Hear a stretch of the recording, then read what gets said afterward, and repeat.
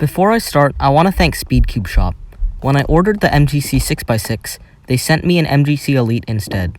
Thankfully, they apologized, let me keep the Elite, and immediately sent over the 6x6, which was super nice of them. Now, onto the review. 2019 was an insane year for YJ.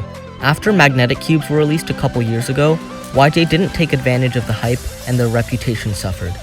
But in 2019, the surprising success of their MGC line and their new magnetic budget cubes made them a big deal once again. One of YJ's popular new releases is the MGC 6x6. I used it in my last competition soon after I received it, and I almost podiumed despite not practicing 6x6 in over a month. Since that comp, 6x6 has actually become one of my favorite events simply because of this cube. Here's why I think the MGC 6x6 is the best product that YJ has ever released. To start, this cube has all the traits you'd want out of a flagship 6x6. The cube is quick like the Aoshi but not as flexible, and the cube holds its shape like the Shadow without being as slow.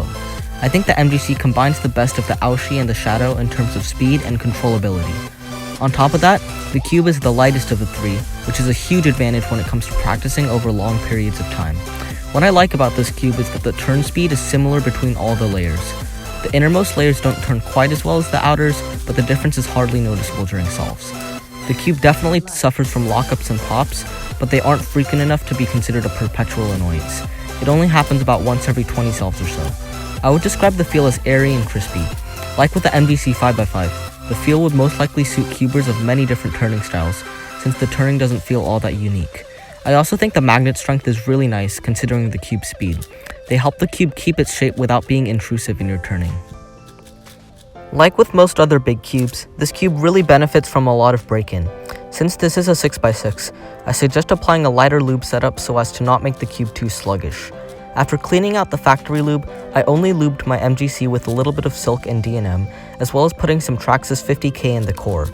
Something else I recommend to do is to switch to the stronger springs that come in the accessories box. They help make the cube more stable without really slowing it down. As you can probably tell, I think the MGC 6x6 is fantastic. However, if you are considering buying it, there's something you should know first. I already talked about this in my MGC 5x5 video, but the way that YJ is making such great puzzles for such a low cost is because they're not using as high quality plastic. The puzzles still turn great because they're designed well, but the pieces on this cube will get scratched or broken very easily. Both me and my friend have snapped off a corner stock on our MGCs on accident, and I also have a piece with a significant scratch. In addition, there are several reviews reporting defects in their MGC 5x5s and 6x6s on the cubicle. In fact, my friend Max had to order a replacement MGC 5x5 because his first one had a stripped core. If you want to purchase the 6x6, keep in mind that your puzzle could break or be defective. Overall, I'm really impressed with this new release coming from YJ. I could wholeheartedly recommend this cube to cubers of all levels, as it's one of the cheapest good 6x6s. I hope YJ continues to impress me in the future.